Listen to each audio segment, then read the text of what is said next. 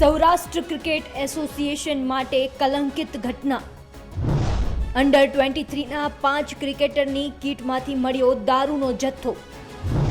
ચેકિંગમાં 5 પેટી બિયર અને 27 બોટલ દારૂ મળ્યો. સૌરાષ્ટ્ર ક્રિકેટની અંડર 23 ટીમ મેચ રમવા માટે ચંદીગઢ ગઈ હતી. CK નાયડુ ટ્રોફીનો મેચ જીતી રાજકોટ આવવા નીકળેલા ક્રિકેટરની કીટ ચંદીગઢ એરપોર્ટ પર કસ્ટમ વિભાગની તપાસમાં દારૂ અને બિયરનો જથ્થો ઝડપાયો. સૌરાષ્ટ્ર ક્રિકેટ એસોસિએશનના 5 ક્રિકેટરની કીટમાંથી 27 બોટલ દારૂ અને 2 યુનિટ બિયર ઝડપાયો. સૌરાષ્ટ્ર ક્રિકેટ એસોસિએશનના સત્તાધીશોએ આ મામલે મૌન સેવી લીધું છે. ત્યારે સવાલ એ છે કે કોના માટે આ જુનિયર ક્રિકેટર્સ દારૂની બોટલ લાવ્યા હતા? શું સિનિયર ખેલાડીને ખુશ કરવા માટે દારૂ અને બિયર લાવ્યા હતા આ ખેલાડીઓ? સૌરાષ્ટ્ર ક્રિકેટ એસોસિએશન આ મામલે મૌન કેમ છે? સૌરાષ્ટ્ર ક્રિકેટ એસોસિએશન આ સમગ્ર મામલે ક્યારે કરશે ખુલાસો? શું SCA આ મામલે ગંભીર તપાસ કરી જવાબદાર સામે પગલાં લેશે?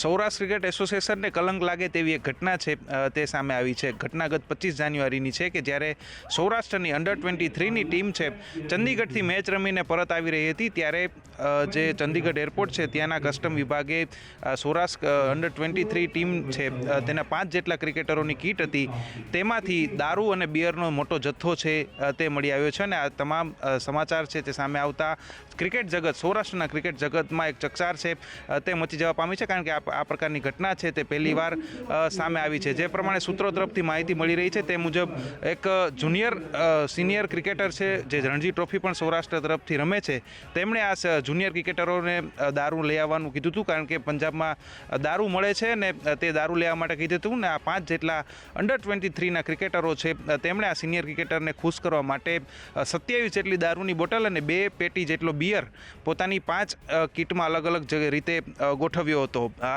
જે ક્રિકેટરોનો સામાન ખૂબ જ વધુ અને મોટો હોવાથી સામાન અલગ આવતો હોય છે ને તેઓ અલગ આવ્યા હતા. કાર્ગોમાં જે સામાન આવવાનો હતો ત્યાં ચંદીગઢ એરપોર્ટ પર કસ્ટમ વિભાગે ચેકિંગ કર્યું હતું ને તેમાં આ તમામ મામલો છે તે સામે આવ્યો છે. આમાંથી 2 જેટલા ક્રિકેટરો છે તેના પરિવારજન તો સૌરાષ્ટ્ર ક્રિકેટ એસોસિએશનમાં હોદ્દો પણ ધરાવે છે. ત્યારે આ ખૂબ જ શરમજનક ઘટના સૌરાષ્ટ્ર ક્રિકેટ એસોસિએશન માટે કહી શકાય. કારણ કે સૌરાષ્ટ્રમાંથી મોટા પ્રમાણમાં ક્રિકેટરો છે, ખૂબ જ ક્રિકેટરો છે તે ભારતીય ટીમમાં પણ જાય છે. ત્યારે જુનિયરો પાસેથી આ પ્રકારનું કામ કરાવવું એ પણ કોઈ રણજી ટ્રોફી રમતા સિનિયર ક્રિકેટરે એટલે ખૂબ જ ગંભીર ઘટના કહી શકાય. સૌરાષ્ટ્ર ક્રિકેટ એસોસિએશનના હોદ્દેદારોનો સંપર્ક જ્યારે ગુજરાત તક દ્વારા કરવામાં આવ્યો ત્યારે તેઓ બહારગામ હોવાનું અને તેવા પ્રકારના જે વાતો છે તે કરવામાં આવી, એટલે કે કોઈ પણ પ્રકારનો ખુલાસો છે તે હજુ સુધી સૌરાષ્ટ્ર ક્રિકેટ એસોસિએશન તરફથી નથી આવ્યો. પરંતુ પાક્કા સૂત્રો તરફથી જે માહિતી મળી રહી છે તે મુજબ 27 જેટલી દારૂની બોટલો, એટલે ખૂબ જ મોટા પ્રમાણમાં બોટલો આ કહી શકાય. આ જે સિનિયર ક્રિકેટરે જે આ બોટલો મગાવી હતી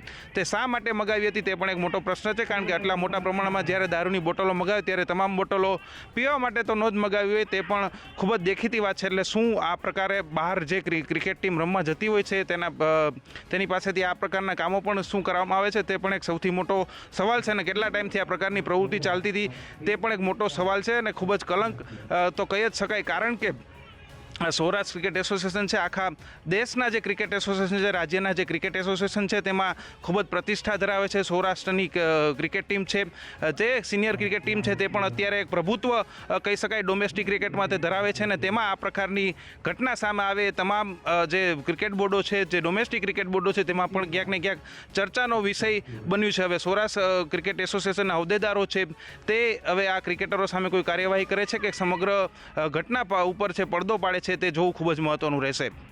રોનક મજીઠિયા, ગુજરાત તક, રાજકોટ.